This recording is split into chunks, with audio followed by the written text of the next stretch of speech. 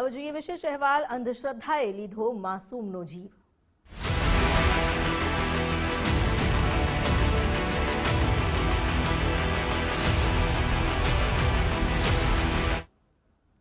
અંધશ્રદ્ધાના ખપ્પરમાં હોમાયું 4 વર્ષનું માસૂમ બાળક। પુત્ર પ્રાપ્તિની બાધા અને બલિના વિવાદમાં હત્યા થયાની આશંકા વ્યક્ત કરવામાં આવી છે। વાત છે ધ્રાંગધ્રાની જે 4 વર્ષના માસૂમ બાળકની શંકાસ્પદ હત્યા થઈ। પાડોશમાં રહેતી તાંત્રિક મહિલાએ હત્યા કરી હોવાની પરિવારજનોએ આશંકા વ્યક્ત કરી છે। પશુ બલિનો ઇનકાર કરતા હત્યા કરાયાની આશંકા છે।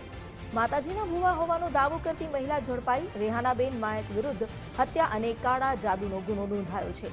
12 દિવસ બાદ કબર ખોદી બાળકના મૃતદેહને બહાર કાઢવામાં આવ્યો અને ફોરેન્સિક તપાસ માટે મોકલવામાં આવ્યો। પોલીસે તાંત્રિક મહિલાની ધરપકડ કરી તપાસ તેજ કરી છે। પુત્ર જન્મ બાદ બલિ ચઢાવવા મામલે વિવાદ થયો હતો। રમતા રમતા ગુમ થયેલા બાળકનો ટાંકામાંથી મૃતદેહ મળી આવ્યો। ધ્રાંગધ્રા પોલીસે ગુનો નોંધી તપાસ હાથ ધરી છે।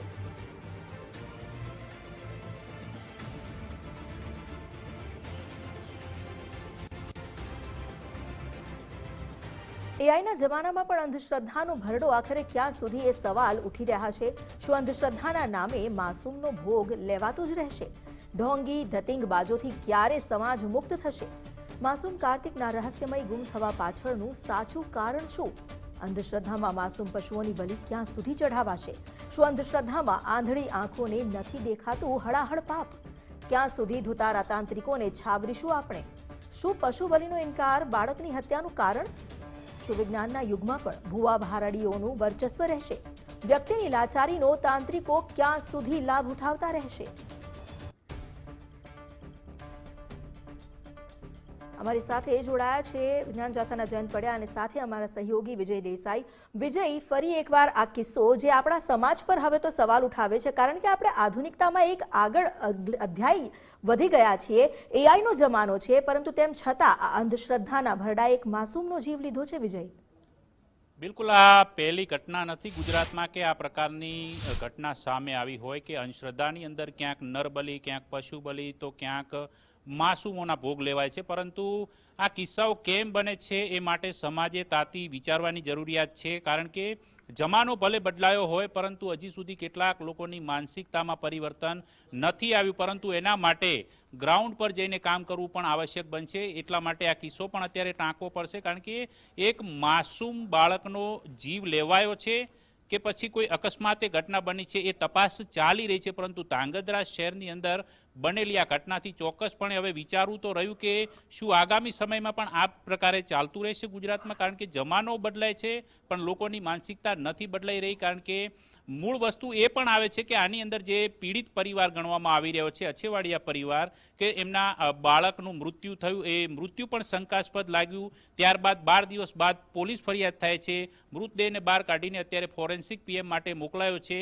એની અંદર સ્પષ્ટ થશે કે આખરે એ બાળકનું મૃત્યુ કયા પ્રકારે થયું છે, હત્યા કરવામાં આવી છે એને લઈને આશંકા છે ને એટલા જ માટે મૃતદેહ બહાર કઢાયો છે। જો કે શરૂઆતમાં પરિવારને કોઈ આશંકા નહોતી, પરંતુ આ જે અછેવાડિયા પરિવાર છે એને 4 જેટલી પુત્રીઓ છે પરિવારની અંદર, જે પીડિત વ્યક્તિ છે એને, અને એને પુત્રની ઘેલછા હતી। એ પુત્રની ઘેલછાની અંદર તેને પાડોશમાં જ રહેતી એક ભુવા તરીકે પોતાની ઓળખાણ આપતી રેહાના માયક સાથે મળીને એક તાંત્રિક વિધિ કરી અને બાધા આખડી કરી, અને ત્યારબાદ પુત્ર પ્રાપ્તિ થઈને ત્યારબાદ લઈને બલિને લઈને વિવાદ ચાલતો હતો, અને એ વિવાદ આખરે અહીંયા સપાટી પર આવ્યો છે। પરંતુ જોવાનું એ રહેશે કે આખરે પોલીસ તપાસની અંદર આ બાળકનું મૃત્યુ થયું છે એ અપમૃત્યુ છે, હત્યા છે કે પછી કોઈ અન્ય કારણ છે, એ પીએમ રિપોર્ટમાં ખુલશે। પરંતુ અત્યારે આપણી સાથે વિજ્ઞાન જાથાના ડૉક્ટર પંડ્યા સાહેબ પણ આપણી સાથે જોડાયા છે। એમને જ આપણે પૂછીશું કે આખરે અંધશ્રદ્ધાની અંદર લોકો શા માટે આવી પ્રવૃત્તિઓ માટે પ્રેરાય છે, શા માટે આવા ધતિંગો કરતા લોકો સાથે જોડાય છે, અને આવી પ્રવૃત્તિઓ અટકે એના માટે કેવા પ્રયાસ અત્યારે તાતા જરૂરિયાતમાં જણાઈ રહ્યા છે? એક તો ખાસ કરીને વિજ્ઞાન જાથા ફિલ્ડ ઉપર છેલ્લા 35 વર્ષથી કામ કરે છે, અને અમે આ તંત્ર વિદ્યાની અંદર અને અંધશ્રદ્ધા સામે વૈજ્ઞાનિક અભિગમ માટે અમે વર્ષોથી કામ કરીએ છીએ। આઝાદી પછી કોઈ પણ રાજકીય પક્ષોએ અંધશ્રદ્ધા દૂર થાય એવા કોઈ સઘન પ્રયત્ન કરેલા નથી, તેવું અમે સ્પષ્ટ અમારું તારણ છે।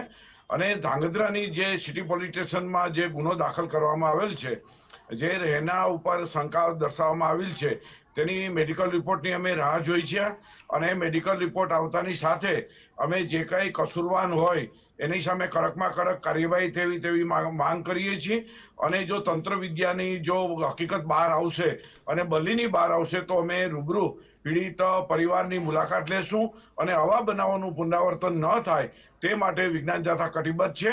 આપણે જોઈ છીએ કે હાઈટેક યુગમાં અને ચંદ્ર અને મંગળ ઉપર વસવાટની માનવી તૈયારી કરી રહ્યો છે ત્યારે પણ માનસિકતા તો ત્યાંની ત્યાં છે તે ખૂબ જ ચિંતાનો વિષય છે અને શિક્ષણ આવતા અંધશ્રદ્ધા ઘટવાને બદલે અંધશ્રદ્ધા વધી છે. શિક્ષિત વર્ગની અંદર પણ અંધશ્રદ્ધા પૂરપાટ ઝડપે દોડે છે. આવું પણ અમારું સ્પષ્ટ માનવું છે.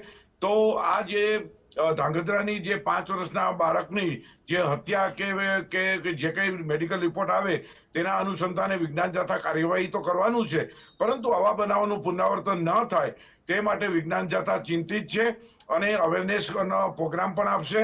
અમને પણ આશ્ચર્ય થાય છે કે આટલું હાઈટેક વિજ્ઞાન યુગના મેટ્રો સિટીમાં આપણે વિહાર કરીએ છીએ ત્યારે પણ આવી ઘટના બને છે ત્યારે આપણે જેટલી નિંદા કરીએ તેટલી ઓછી છે. અમે આવી ઘટનાથી અમારું શરમથી માથું ચૂકી જાય છે અને ખાસ કરીને લોકોએ સ્વયં જાગૃત થવાની જરૂર છે.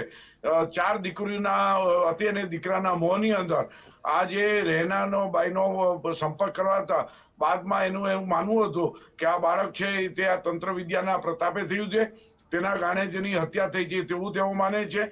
પણ આવા બનાવોનું હવે તો મેડિકલ સાયન્સ ખૂબ ઉપલબ્ધ છે. કોઈ પણ નિસંતાન ન રહે તે માટેના સાધનો ઉપલબ્ધ છે, છતાં પણ ભુવા ભરાણીમાંથી માણસો બહાર નીકળતા નથી તે ચિંતાનો વિષય છે.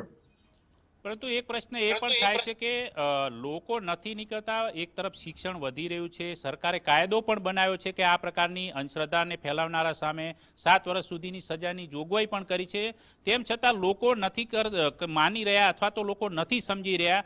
તો એના માટે એવા કયા પગલાં આપણે લઈ શકીએ કે જે ખરેખર રીતે વાસ્તવિક રીતે લોકો સમજતા થાય ને એના માટે કઈ દિશામાં પ્રયાસ કરવા જોઈએ? કાયદા તો કદાચ કાગળ પર રહી જાય છે, લોકોની સમજણ પણ કદાચ એમના વ્યક્તિગત મર્યાદિત રહી જતી હોય છે, પરંતુ સામૂહિક રીતે લોકોમાં એક જાગૃતિ આવે એના માટે સરકાર તરફથી કેવા પગલાં લેવા જોઈએ? કાયદા બનાવવાથી કામ નથી થતું એ વાસ્તવિકતા આપણે સૌ કોઈ જાણીએ છીએ, પરંતુ જયંતભાઈ તમે પણ એવું કહી શકો છો, તમે ગ્રાઉન્ડમાં કામ કરો છો, તો લોકો કયા આધાર પરથી આ બાબતથી દૂર જઈ શકે અને માની શકે અને સમજી શકે તો એ પ્રયાસ કરવો જોઈએ?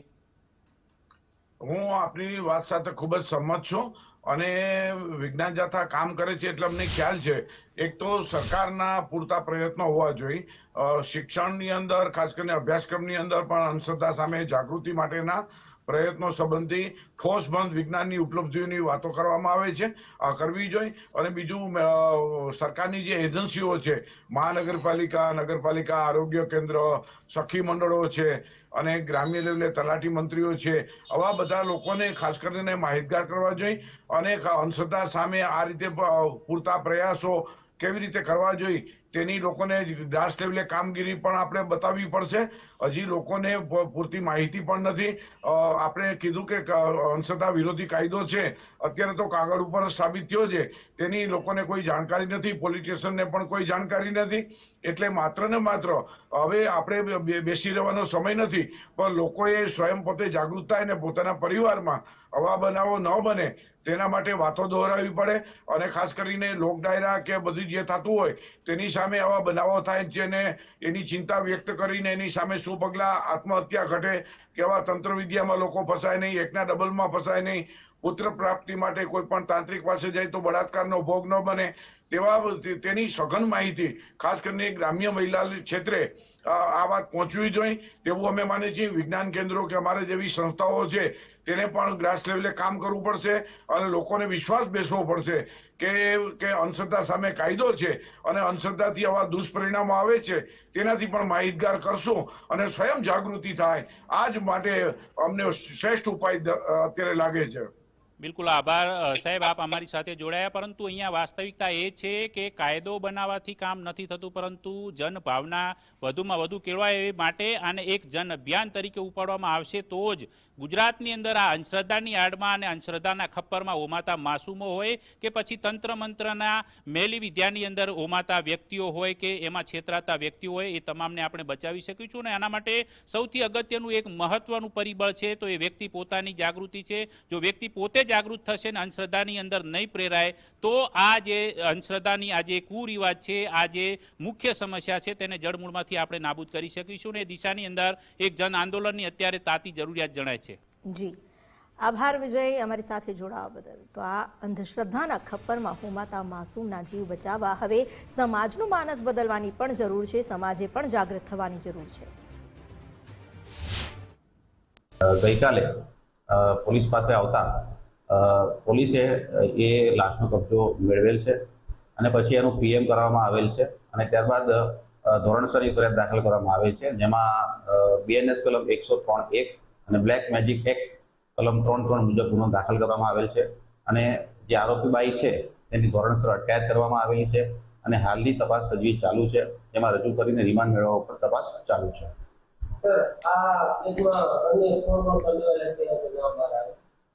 હાલની તપાસ દરમિયાન તો અત્યારે એક જ આરોપી છે અને આગળ તપાસ બીજા કોઈ આરોપીનું નામ આવશે તો તેના વિરુદ્ધ કાર્યવાહી કરવામાં આવશે.